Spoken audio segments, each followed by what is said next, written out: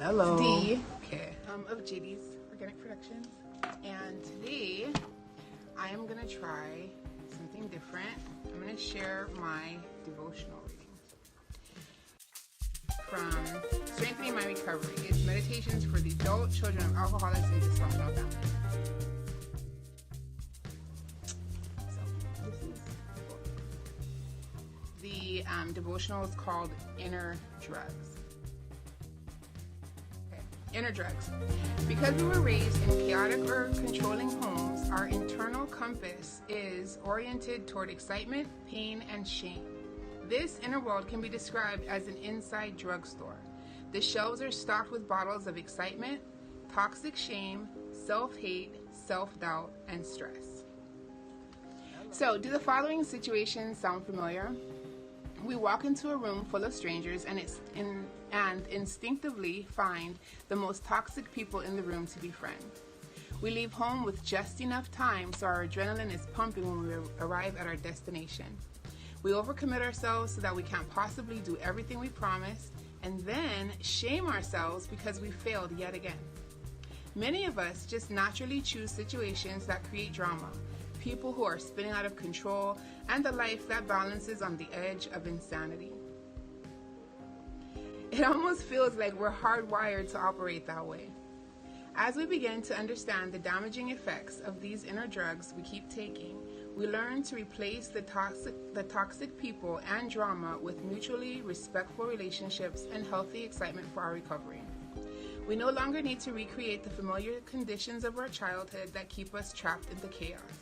We gradually begin to appreciate the peace and serenity and quiet of serenity. It takes time, but we now realize we deserve better than the hand we were dealt as children. And the affirmation for today is, on this day, I choose healthy people to spend time with, people who also value serenity. I welcome the calm that is becoming my new normal. My reflection is, 1, the benefit of a program. So this is for adult children of alcoholics and family dysfunction. I really feel like the benefit of a program is sometimes it gets to show you a reflection of yourself that you wouldn't otherwise see or you wouldn't recognize as being a problem. You just feel like it's something you're hardwired to do. I'm always late, I'm always this, I'm always that. But really, that's a coping skill. Like, you're late on purpose. I know it sounds weird, but no, you're late on purpose. Every day if you go to work and you know that it takes you 45 minutes and that during school year it takes, 50 minutes because of the traffic, then you leave 60 minutes early so you have time, yeah? But if you don't, that's an intentional behavior. Subconsciously or whatever, it is intentional. So the reflection, there's benefits of the program, there's different types like I already said, and then it helps you to identify your inner drugs and learn to be healthier. So my quick tip, 1, don't beat yourself up.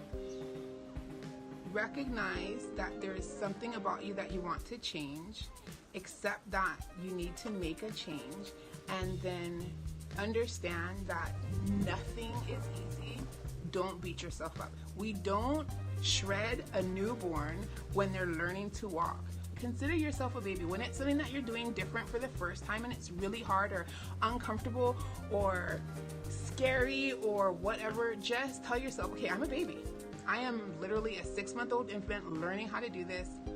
And so I'm going to be kind and loving to myself and give myself time. And you know what else? Babies, they always do. That's something else. Babies, when they're learning to walk, they just fall down, they get up again. They fall down, they get up again. They never stop. So that's my next tip. Don't quit.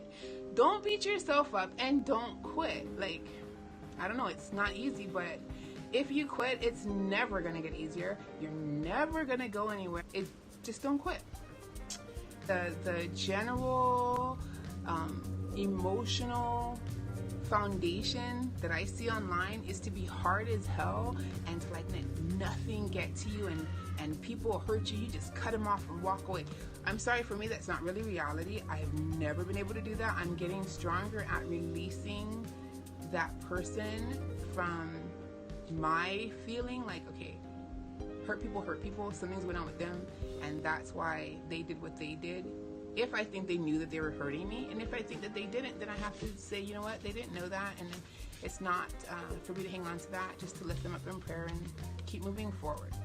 So I think it's worth it to be vulnerable. I think it's okay to be vulnerable. I think it's okay to let people, this is gonna sound crappy, but I think it's okay to let people shit on you once in a while, because one, how are you gonna know what it feels like so that you don't do it to somebody else if you've never had that pain?